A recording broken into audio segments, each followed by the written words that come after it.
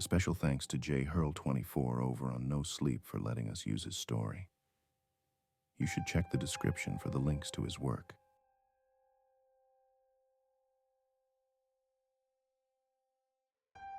About 3 months after my first shift, I was all trained up.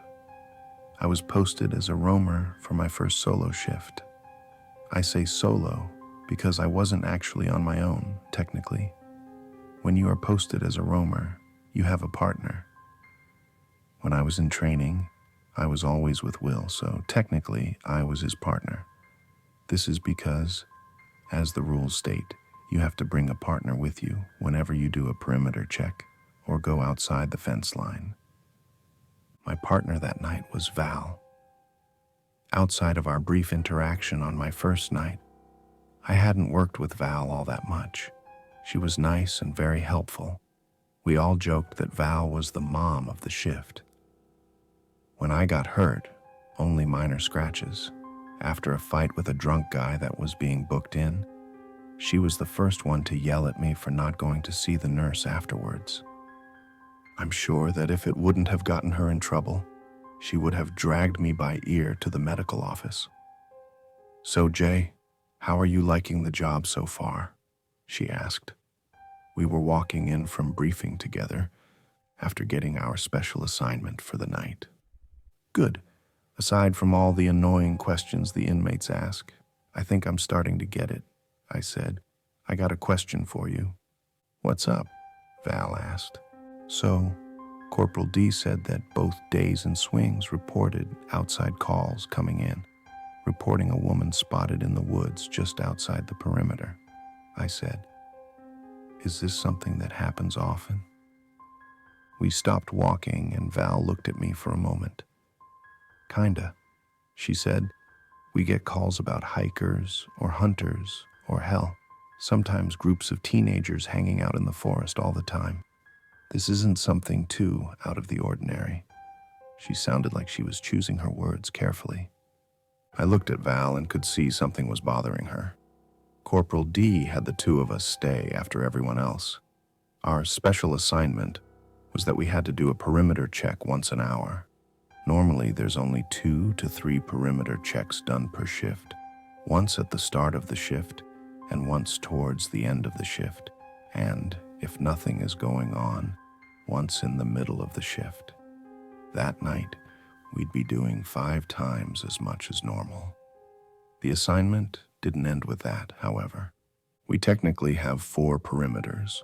There's the interior perimeter, which is everything inside the interior fence, the fence that lines the yard.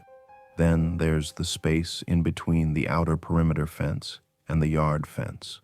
We call this area no man's land, since it's not used for anything other than emergency evacuation meeting points and access to maintenance closets.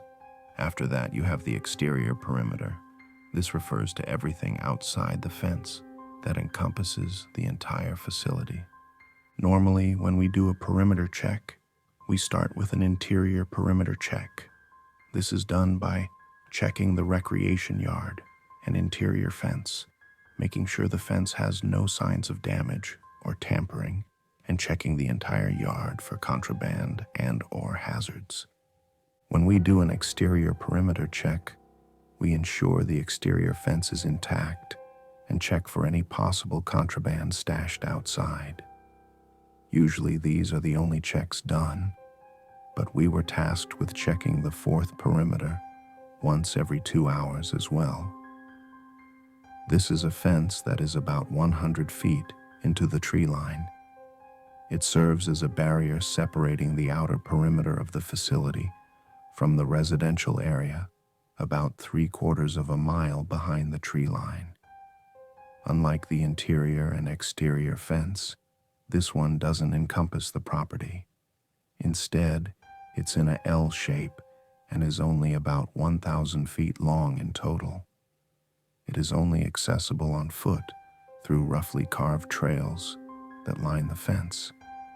During daylight hours, it's a beautiful hike through the forest. When the sun is out, the thick tree canopy provides a pleasant balance between shade and visibility, Don't get me wrong, the forest surrounding the jail has an eerie feeling to it. Regardless of the time, you always feel like you're being watched or followed. At night, it's straight out of a horror movie. Without a bright flashlight, it's impossible to navigate since the thick tree canopy blocks any ambient moonlight. During my training, Will only showed me this fence one time, and that was when the sun was out. "Hey, you okay?" I asked. "Yeah, why?" she replied. Val was normally very chipper and talkative, but after hearing what our assignment was, she was acting off.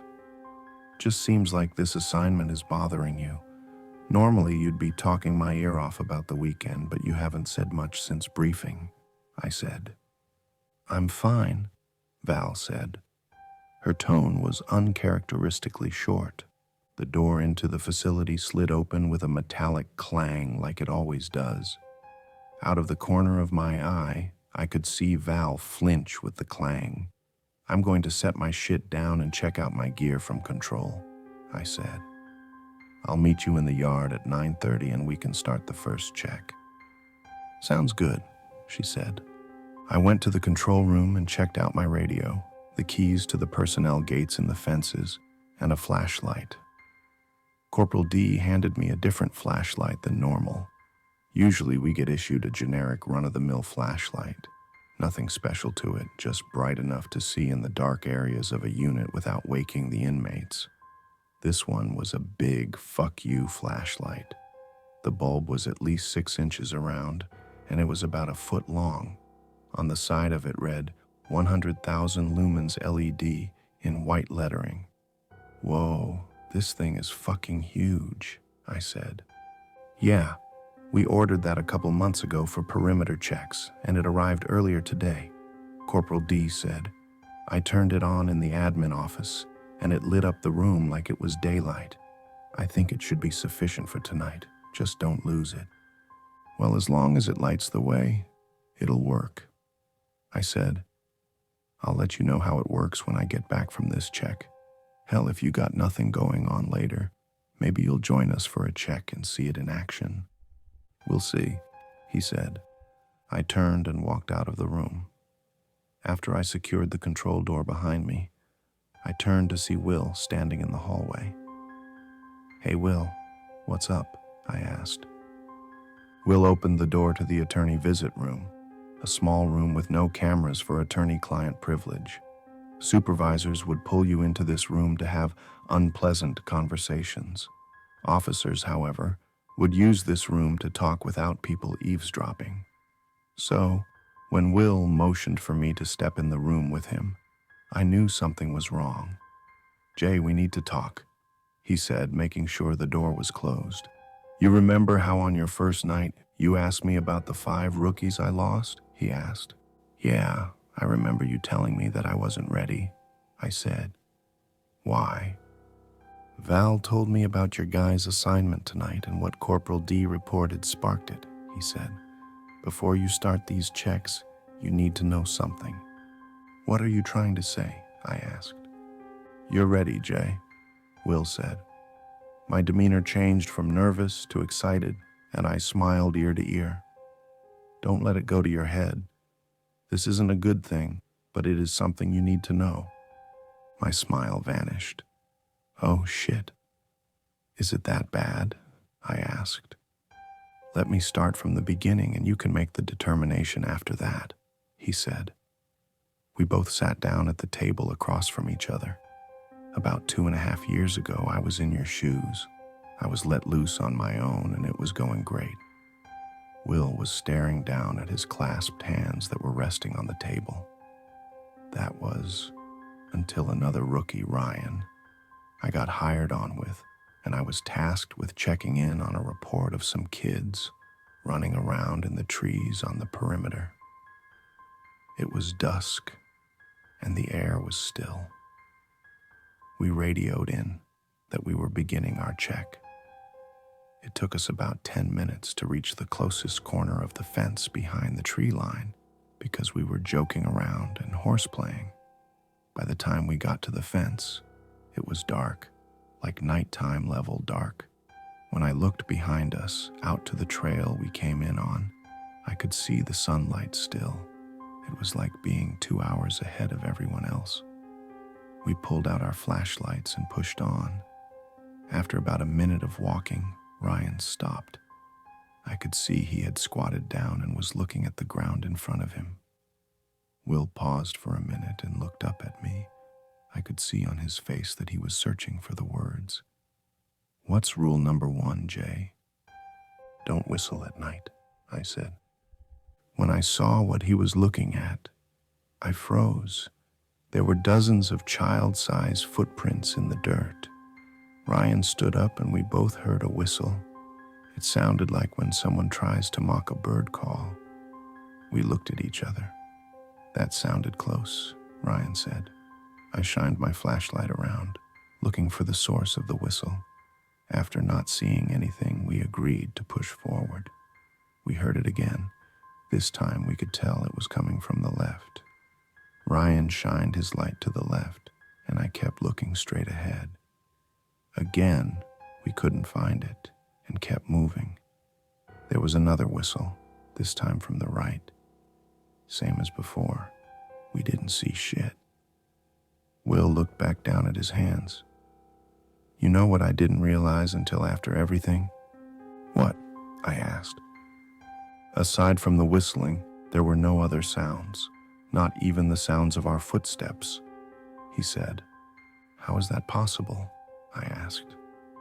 "No clue, but out there, you're in their world and the rules of our world don't seem to apply." Will looked back up at me. After that last whistle, Ryan turned to me and said, "I'm going to try whistling back." I told him that was a stupid idea and pleaded with him not to, but he did it anyway. "What happened?" I asked. "It was silent for a second after," Will said. "Then all hell broke loose. We heard running close by, but in all directions. I could tell we were being circled. The steps were so quick it sounded like a low hum. Ryan turned to face me and began to back up. "Rule number 5, Will. I'm not taking you down with me." I could hear the running getting farther away from me as he backed up. "What did you do?" I asked. I was frozen in place. I tried moving, but it was like something was holding me in place, he said. That's when I heard it. Will sighed, then stood up. A voice inside my head. All it said was, "He's ours now." Then, silence. When I was finally able to move, I moved my light around, trying to find Ryan. There were no footprints on the ground in front of me where Ryan was. I couldn't bring myself to push forward, so I backtracked. While I was walking back to where we entered, I noticed something. Will leaned back against the wall. There was only one set of footprints on the trail. I can't explain it, not then and not now. When I came out of the trail, it was pitch black outside. I saw 2 people walking on the perimeter road with flashlights shining at me. "Will, that you?" one of them asked. When they got closer, I saw it was Corporal D. He was still an officer back then. They walked me back inside, and that's when I found out it was midnight. When Ryan and I walked out there, it was 8 o'clock. We had been gone for 4 hours, but it only felt like 30 minutes. They asked about Ryan, but all I could say was, "They took him." Will stepped up to the table and leaned in close to me.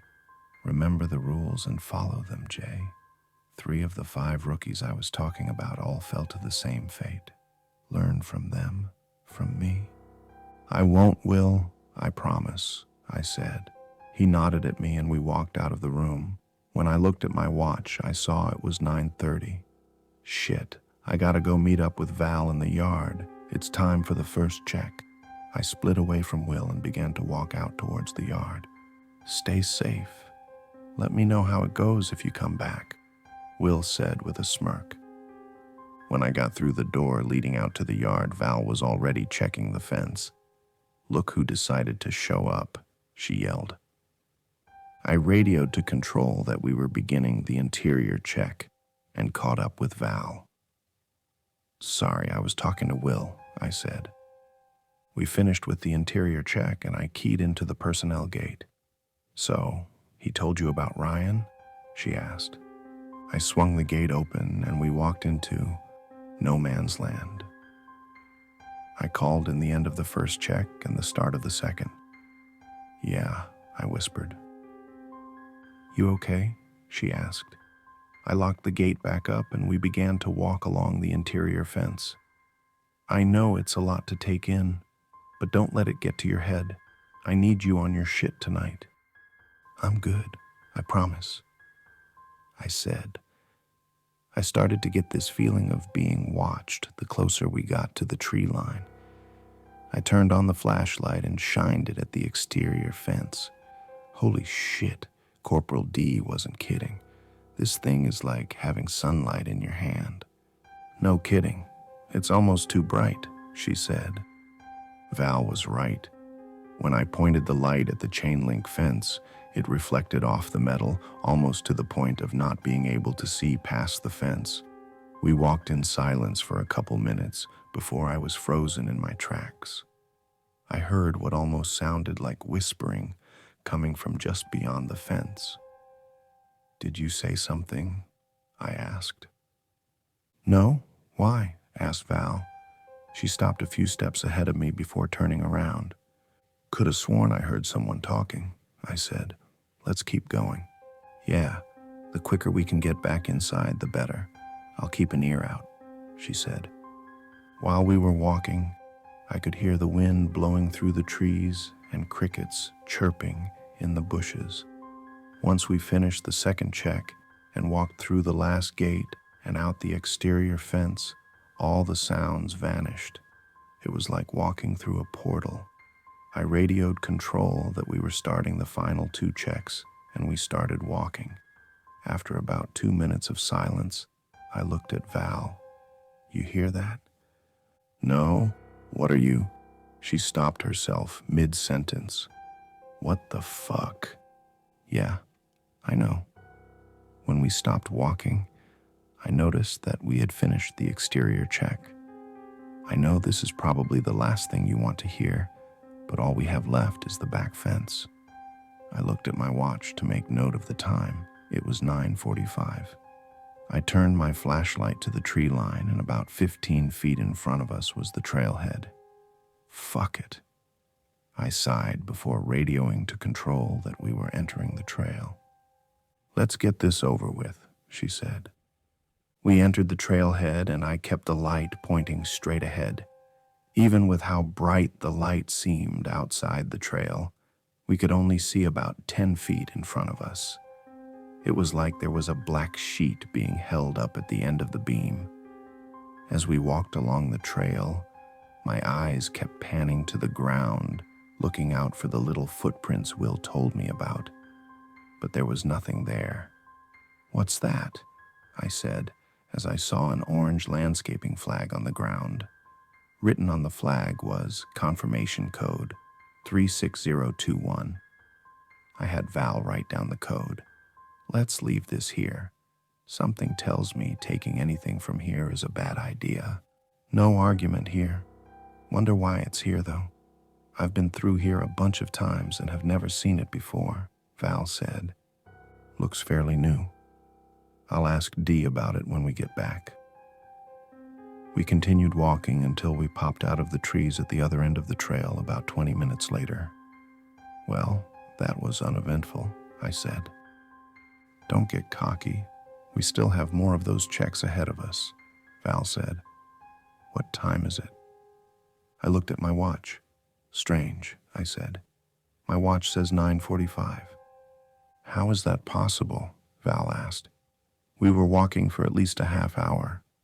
I radioed control that we were done with the final check and that we were heading back in. Jay, Val, switch to channel 3 on your radios. Corporal D's voice came through. I looked at Val, shrugged, and we both turned our radios to channel 3. Jay radio check, I said. Val radio check, she said. Good copy on both. Corporal D replied. You guys actually need to do your check. Corporal, We did. We've been walking for like half an hour, Val said. There's no way. Jay just radioed saying you just got to the trailhead. I know you might not want to be out there, but Corporal D cut himself off. If you aren't lying, do you have anything to report? Yes, sir. I found an orange landscaping flag, I said. An orange landscaping flag, he asked. Anything special about it? We have contractors that leave them behind all the time. Written on it was confirmation code 36021, I replied. There was a long pause before the radio keyed up again. Go back to channel 1 and meet me in control, Corporal D said. We switched our radios back and checked in with control before heading back into the facility. When we got to control, Corporal D was sitting at his desk. I need to know exactly what happened on that trail. We entered the trailhead and just kept walking.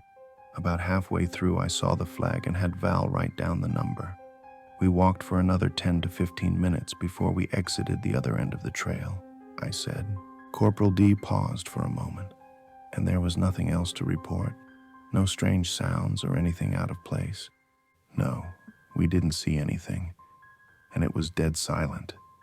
That was the only weird thing, Val said. There was no ambient noise at all. Only thing I heard was our footsteps. And you, Jay? He asked. Same. Aside from the flag, I didn't see or hear anything, I replied. Okay, well, you got another check coming up here soon. Luckily for you, it's only the exterior check, Corporal D said.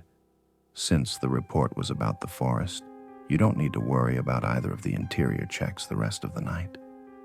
Sounds good, Val said. Sir, why was that flag there? I asked. I put that there about a month ago. Got word that one of the day shift guys was being accused of falsifying his early morning checks, he explained. If an officer takes too long for the check or finishes it too quickly, the code lets the supervisor on duty know if the check was legit or not.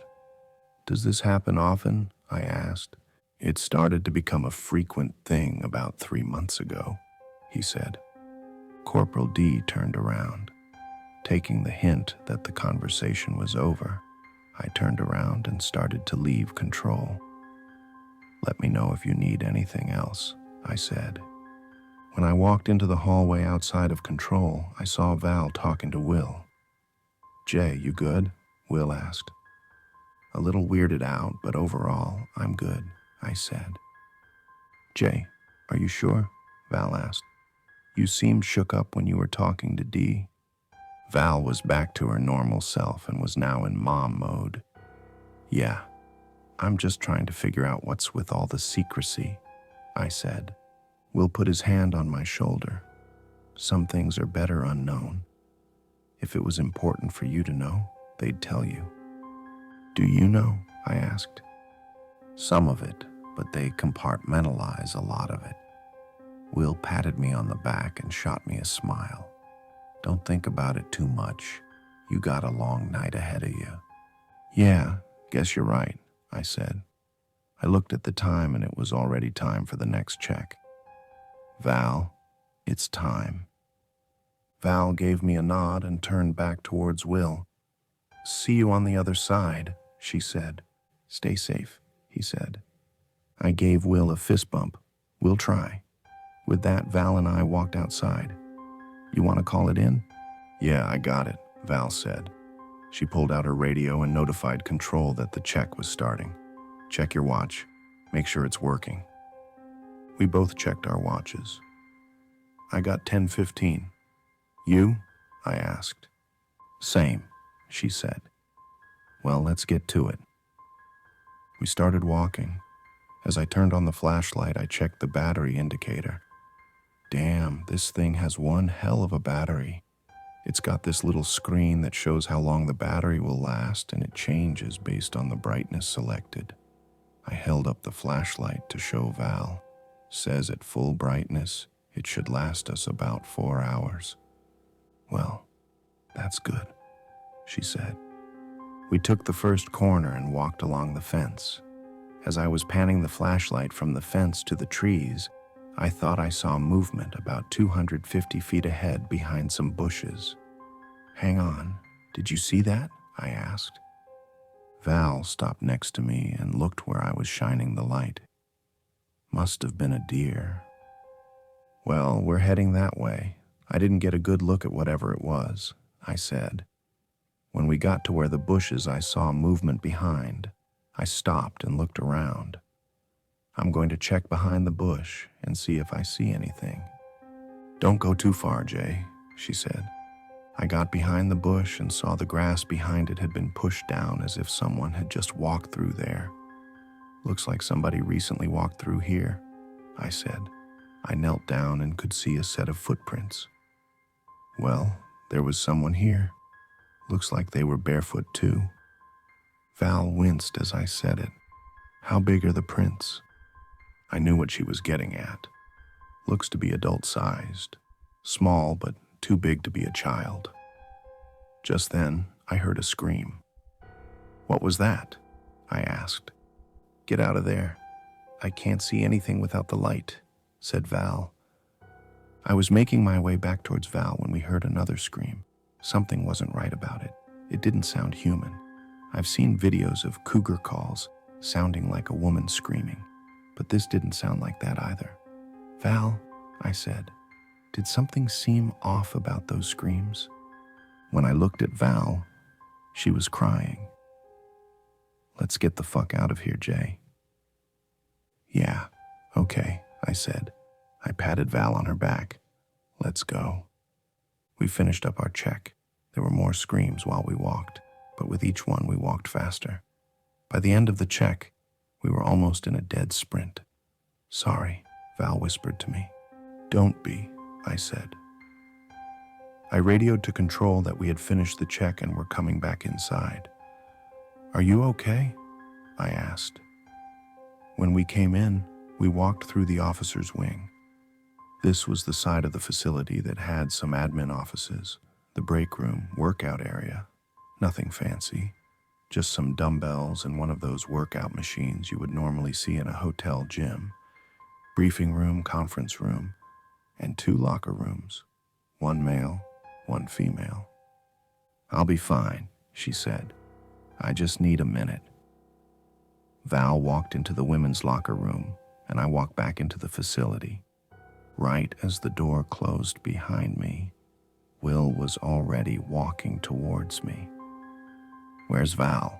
he asked. "In the locker room crying," I said. I was interrupted by Officer Smith, an immature asshole who needs no further description. "What? You show her your dick out there?" He laughed.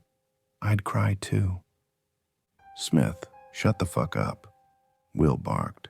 "Jeez, was just fucking around," Smith said. Thankfully, he walked off. Maybe it was Will's face turning red, a key sign that he is royally pissed. Or maybe it was my "please let today be the day" look, but he was gone. "Fuck that asshole," I said. As I was saying, it was a rough check. "Yeah, I could hear the screaming when I stepped outside for some air," Will said. My eyes widened. "You heard it?"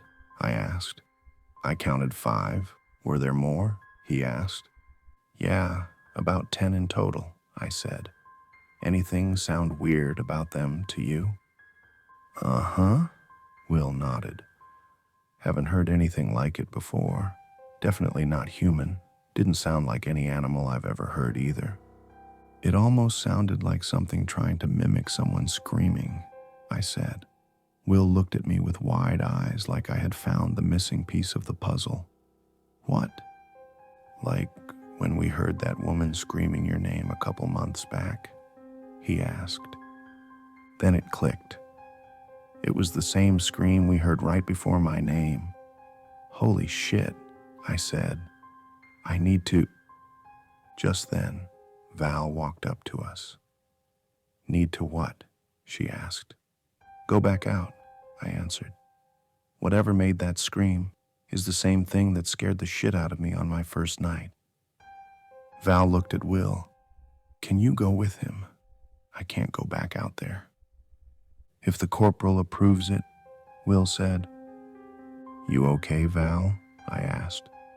Val looked at the ground for a moment, then at me. Yeah, I'm good now. I just can't go back out there. Jay, Val, come here. I heard from behind me. I turned around to see Corporal D standing in the hallway. Val and I looked at each other, then at Will. Will shrugged and walked away. What happened out there? Asked Corporal D. Everything was fine until I thought I saw movement behind a bush, I answered. When I checked it out, I saw adult-sized footprints. Then we heard screaming, but could not find the source. Yeah, I heard it too. Was I seeing things, or were you two in almost a dead sprint towards the last stretch of the perimeter? He asked. We were, Val said. I told Jay we needed to leave and we started walking. That was until we heard more screaming. Jay looked around, but each scream seemed to come from a different direction. That's when we started running. I didn't even think of it until then, but she was right. Each scream after the first came from a different direction. You guys okay? He asked. We both nodded, yes, and Corporal D paused for a moment. Good. You guys have a few before the next check? Val looked at her watch and her jaw dropped. Jay, what time do you have? She asked. 10:45, I answered. Then it hit me. We had been gone for over 30 minutes. Corporal, what time do you have? I asked. Corporal D looked confused and checked his phone. 10:45, same as you. Why? I could see on his face that, right after the words left his mouth, it clicked for him too. Fucking hell. How long do you guys think you were gone? I looked at Val. She looked like she was going to faint. I don't know, maybe 10 minutes at the longest, I said. Corporal D looked at Val. You need to sit down, he asked. You look like you're gonna pass out. Val shook her head. No, I'm fine, just a little shocked. Understandable, he said. I don't know why, but time is acting weird out there. You mind if I take Will with me on this next check? I asked. Val shot me a look that I'm sure she wished would kill me. I don't care, Corporal D said, as long as there's two of you going. Thank you, sir, I said. I'll let him know. Corporal D turned and walked away. Sounds good. Be safe. Once he was gone, I looked at Val. Sorry, I know you wanted to be the one to ask. I panicked after the whole time issue. There's an unspoken rule at my facility. If you or your partner want to switch tasks or posts with another officer, the officer that initiated the request is the one who asks. So for me to ask on Val's behalf, especially as a rookie, could be taken as disrespect. I wasn't trying to disrespect you. It's fine, Jay, she said softly.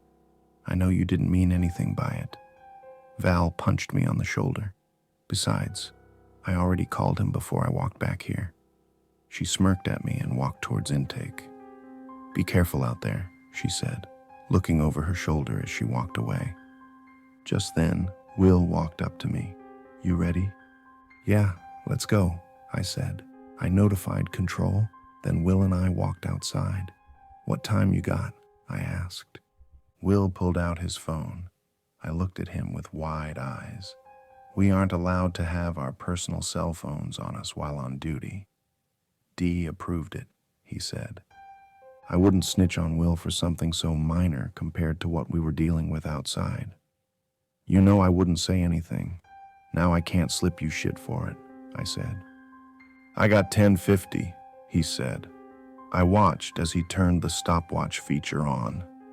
Does your watch have a stopwatch? Yeah, I got 10:50 as well, I said. I turned on my stopwatch. You ready? Ready as I'll ever be, he said. I checked the battery of the flashlight. All right, battery says it's got about 3.5 hours. Will nodded and we started walking. As we rounded the first corner, Will stopped. Hey, shine the light over there. He was pointing to the right, at the tree line. I did, but didn't see anything. What's up? I asked. Thought I heard something, he said. Maybe I'm just paranoid. Maybe, I said. Keep it up and I'll have to throw you in with the rest of the crazies. I gave him a nudge on his shoulder. Let's keep going. Ha, ha, ha.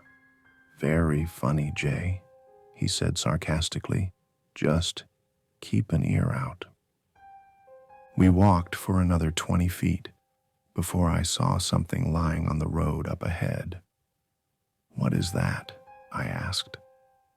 Once we got within 10 feet of it, we both froze. No, there's no way, Will whispered. Ryan.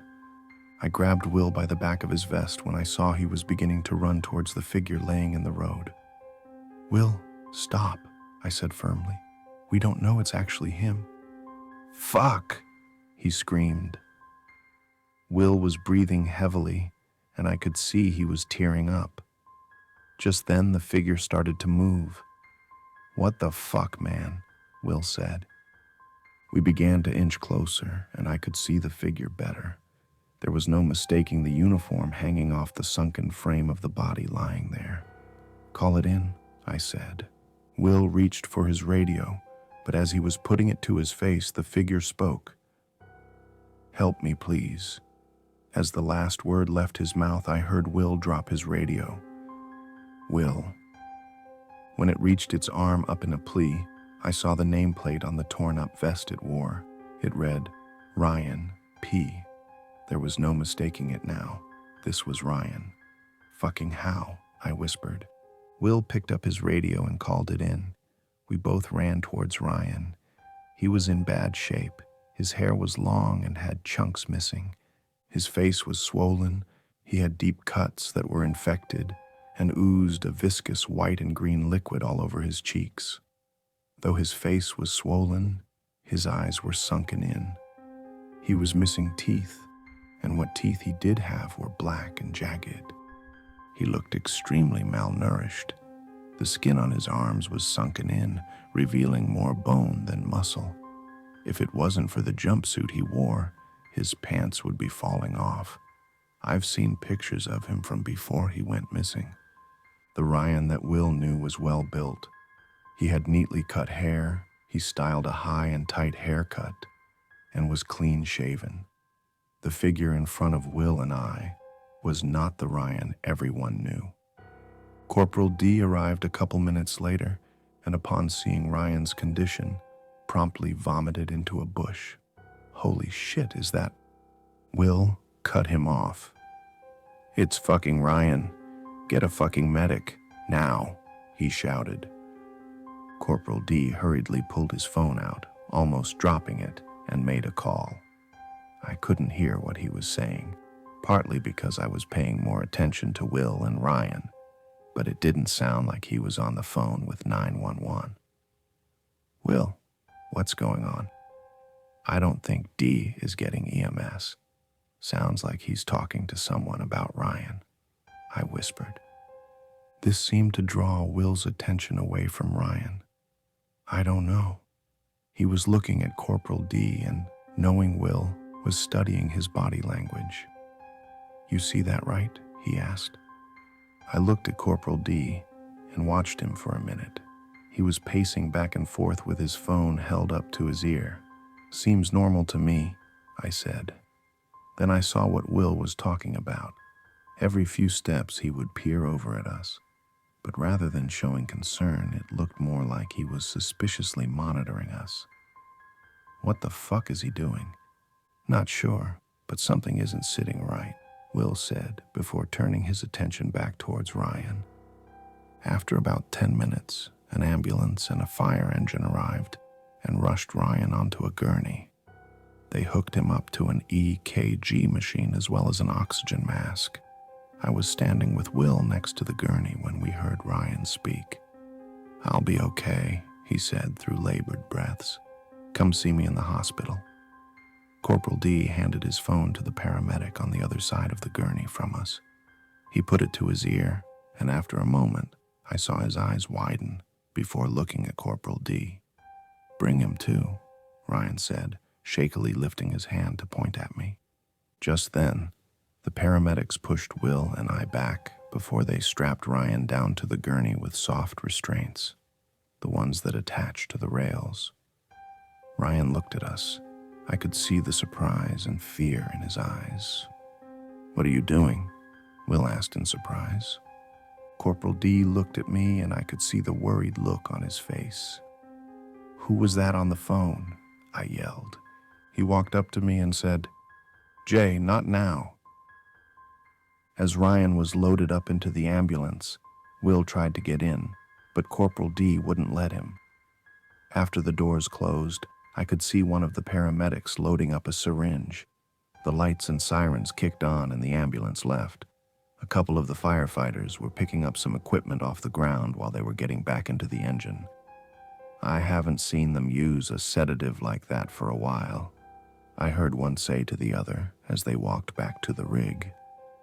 The three of us watched as the fire engine drove off.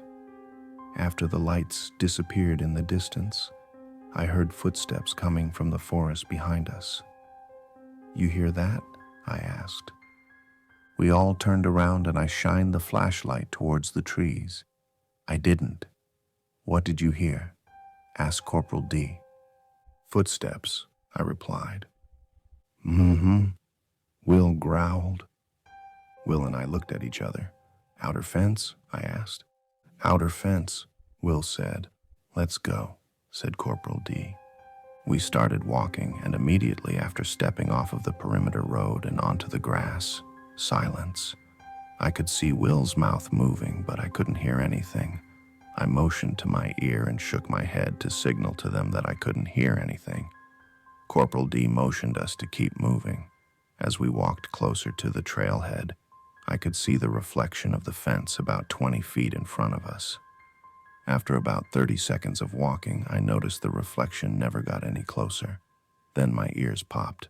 "Ow, that fucking hurt," I said. I stopped walking. Will stopped shortly after. "Fuck, that stings." Almost immediately after Will, Corporal D stopped. "Shit," he yelled. We all looked at each other. "Where's the fence?" Will asked. I turned the flashlight back to where we were walking to. I swear the reflection from the fence was just there. Even with the flashlight, I couldn't see more than a few feet in front of me. "That's new," Will said. After panning the flashlight around, I saw a glint up ahead. "There it is. Let's go," I said.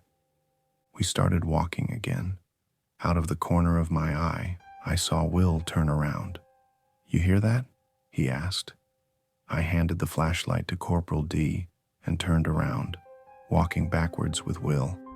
He already had pulled his flashlight and pointed the light straight ahead. Sounded like ceremonial drumming. "I don't hear anything."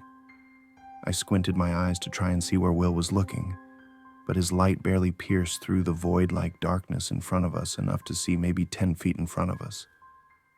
"You okay, Will?" I asked. "Yeah, I'm fine," Will huffed. We turned around and continued walking. "So, you gonna tell us what that phone call was about?" Corporal D dropped his head. "I can't." Will stepped in front of Corporal D and stopped. His face was getting red. "Bullshit," he yelled. "What's with all the fucking secrecy, D? I'm already in deep shit for letting EMS show up for..." Corporal D cut himself short. His eyes widened and his face showed that he let something slip. "What the fuck do you mean first?" I yelled. Corporal D turned towards me. "Ever since I started, it feels like I need a top-secret security clearance to know anything. Hell, I know even Will is keeping shit from me. I didn't even know about Ryan until today." Corporal D shot Will a surprised look. "You told him about Ryan?" Will looked like he was filled with boiling rage. Through clenched teeth, he growled, With this perimeter check bullshit tonight, he deserved to know. Corporal D sighed. Last time I checked, that's not your job to decide. So you were just going to send him on a suicide mission? Will asked. I could see Will balling his hands into fists. The look in his eyes showed he was ready for a fight. When I looked back at Corporal D, he looked dejected. Corporal, what the fuck are you hiding from us? From me? I asked. Why am I not allowed to know anything about what's been happening here? Corporal D broke. Tears flooded his eyes and he dropped to his knees. He set the flashlight on the ground and rubbed his eyes. I can't take this shit anymore, he wailed. Jay, it's not what I wanted to do. I knew what Will was going to tell you the second I saw him pull you to the side. Will unclenched his fists and rubbed the bridge of his nose. D, what the fuck is going on? I knelt down and picked up the flashlight. We received a message last night, Corporal D said, pulling his phone from his pocket. He opened up the media player and pressed play. When the recording started, a female voice could be heard whispering, "It will return." It was clear, by the cadence the voice spoke with.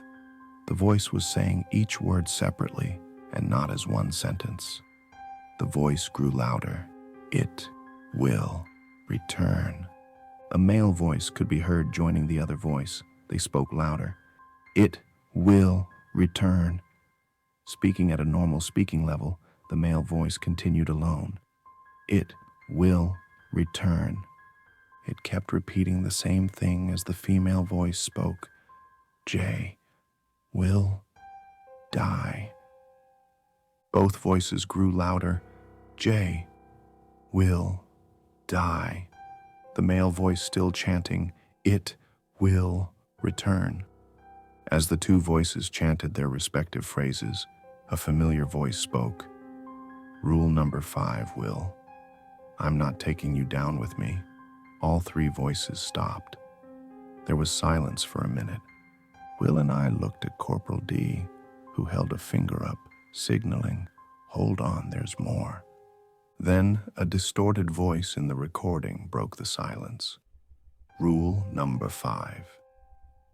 The same voice came through again, this time more distorted than the last.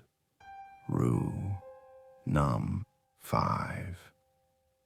Again it repeated, but this time the voice was so distorted, all we heard was 5.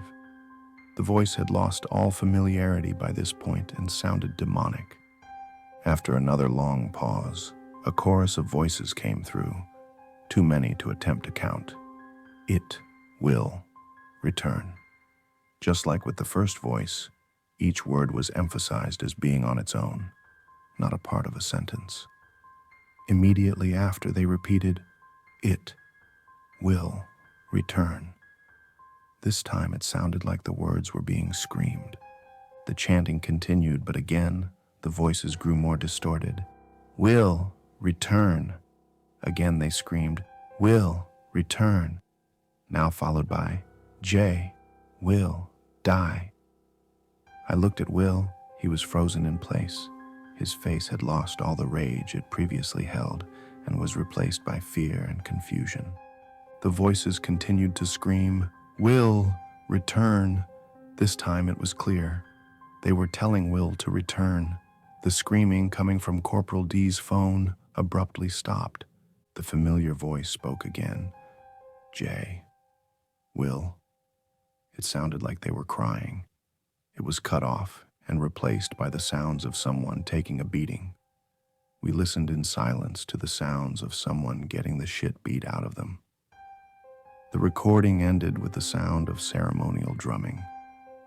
I could barely make out the sounds of chanting over the drumming, but could not understand what they said. Corporal D put his phone back into his pocket. "How did you get that?" I asked. Corporal D looked up at me and said, "I honestly don't know. I was looking through old pictures on my phone when I got home yesterday, and saw it in the recent files folder when I opened up the gallery. I thought it was some sick joke when I first saw the title. Ryan was the warning. Warning for what? Will asked. No clue, Corporal D replied. I knew there were no follow-up questions either of us wanted to ask. Not right then, at least. Who was on the phone, D? Will asked.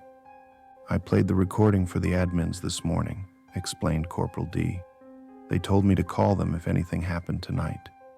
Corporal D stood up. I was ordered specifically to not call for EMS if anyone got hurt outside. He clasped his hands behind his head. Or if anyone was found alive.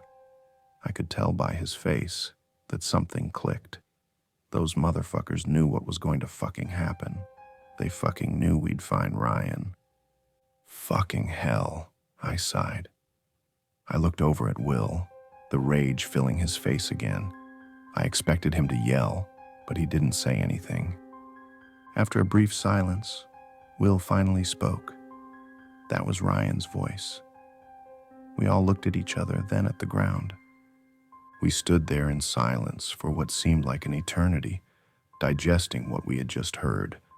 I broke the silence. How long does it feel like it's been since we started the check? I'm meaning before we found Ryan, too. Dunno, maybe 45 minutes, Will said. Feels like we've walked at least a mile, too. My guess would be maybe 2 miles minimum, Corporal D said. I looked down at my watch. According to my stopwatch, it's been J. Will. Die. It echoed from all around us. It was the same voices from the recording. I could hear the sounds of footsteps in every direction. I panned the flashlight in a circle. What the fuck? From what I could see, we were in a clearing.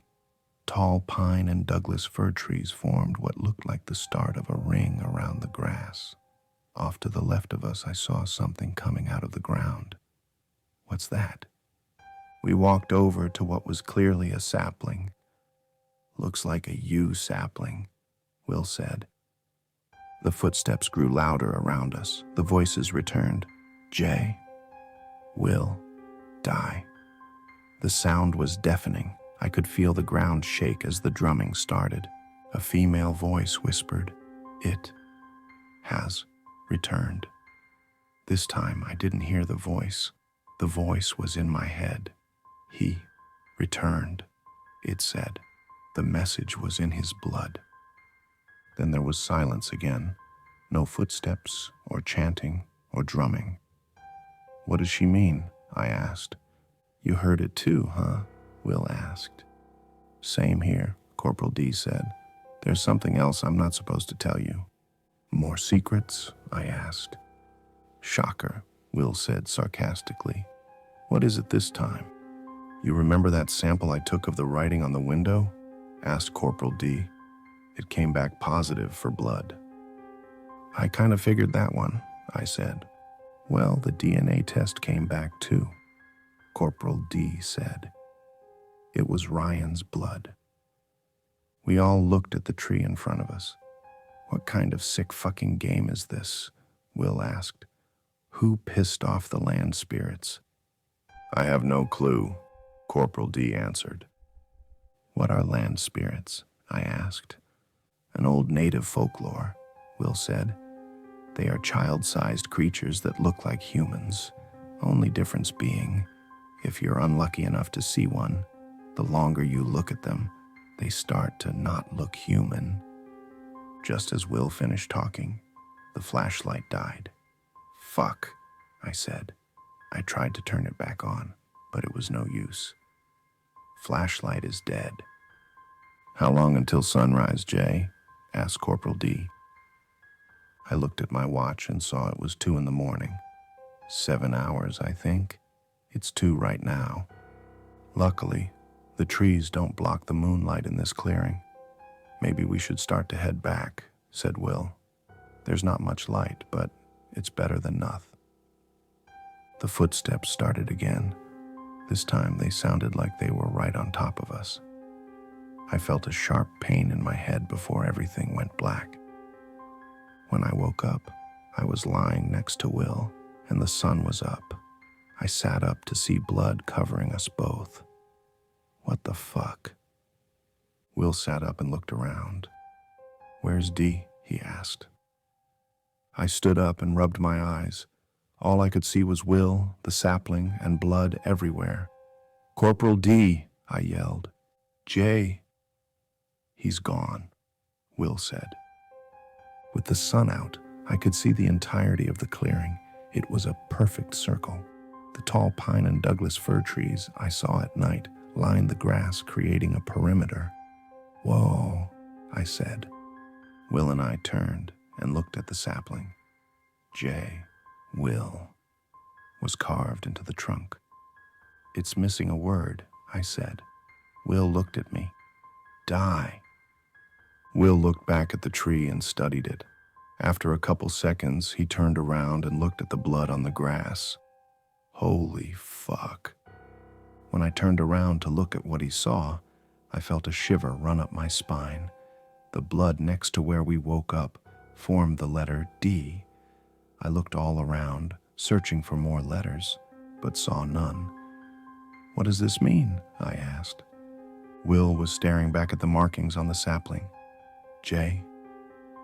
Will die," I heard him whisper. He mumbled something to himself and then looked at me with horror and excitement filling his eyes. "Jay, I figured it out." "Figured what out?" I asked. "Ugh," Will groaned while grabbing the sides of his head. "How the fuck did I not see that sooner?" he yelled. "What?" I asked. "Will, what the fuck is it?" "D," he said. "Okay," I said. Will looked at me frustrated. "Use your fucking head, Jay." "I'm trying here, Will, but I don't see it," I said. "Die," Will said. "Fucking hell, man, that's a little harsh, don't you think?" I asked, laughing nervously. I was starting to think Will had finally lost it. "For the love of," Will said. "J, spell die." "D-I-E," I said. "I don't get." Then it hit me. Corporal D. When they said J will die, they weren't sending me a threat. "Exactly," Will shouted. "They were saying D is going to die. It wasn't a message, it was a list." "That's why it's missing from the tree," I said. "You and me are still here. That means," I said. Will and I both hung our heads. Will knelt down and picked something off of the ground. "They let us here," he said before handing me a piece of metal. It was a fence pole cap with a strip of reflective tape on the top of it. This must be the glint I saw last night. "I'm sorry, D," Will said while staring at the sky. "I hope it was painless." I thought back to last night, right before everything went black. I felt the back and sides of my head. "That's strange," I said. "Will, check your head." Will felt his head. "Huh.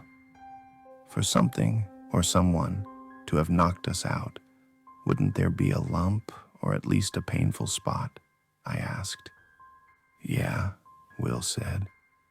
"I feel nothing." "Me either," I said. Looking back, the pain I felt right before going black felt more like a sharp headache, like pain in my head instead of on my head. "Same here," Will said. "Let's get the fuck out of here before it happens again." I looked at my watch. According to the stopwatch, it says we've been gone 12 hours. Will pulled out his phone. "Mine says 4 hours." His face went pale. "Jay, what time do you have?" "My phone says it's 4 in the morning." I looked back down at my watch. Mine says the same. I looked back at Will. "How is the sun out then?" I asked. "We need to go. We can talk about it later," Will said. I saw Will's eyes following something behind me. "Yeah, let's go." I didn't care to see what was coming. We both started running. "I hope this is the way we came in," he said. We reached the tree line and had to slow down to avoid tripping on the roots. I could hear a blood-curdling scream coming from the clearing behind me. Neither of us turned around to look. We just kept running. After a few minutes of running, we were out of the forest and back to the perimeter road. "That should not have been that quick," I said, while hunched over trying to catch my breath. "No, it should not have been," Will said between breaths. I put my hands behind my head and looked up at the sky. When I opened my eyes, I expected to see blinding sunlight, but it was dark. Either I'm blind or it's still night. "You're not blind." Will was looking around. "We are right back where we found Ryan." "Guess we picked the right direction." I laughed. I looked towards where the emergency vehicles parked earlier. "Something feels off." "Yeah, I feel it too," Will said. Out of instinct, I radioed to control that we had completed our check and were heading back in. Will pulled out his phone to turn it off. "Huh," he chuckled. "Do I even want to know?" I asked. I looked at Will as Control's response came through my radio. "Control copy. Perimeter check complete, 11:20. As we walked back to the officer entrance, we were stopped by a black SUV. The driver window rolled down, and I could see a man in a suit look at me and Will. "Get in." We heard the click of the doors unlocking. "Who are you supposed to be?" Will asked. The man pulled out his wallet and flashed us his ID and badge. "DHS, Supernatural Investigations, Agent Hill," he said. Will and I looked at each other. "Let's not keep him waiting," Will whispered to me. "We already have a fuck ton of questions to answer. Don't feel like getting thrown in cuffs while they ask." Will opened the door, and we got inside. The driver rolled his window back up and locked the doors before driving off. "We've got a long drive, and you guys have been through it tonight. Get some sleep." I felt like I was having a panic attack. When I looked at Will, he seemed calm. "You been through this before?" I asked. "Once," he said before settling in and laying his head back on the headrest. "Get some sleep. It'll be okay." I looked out the window at the night sky, and after a while, I fell asleep.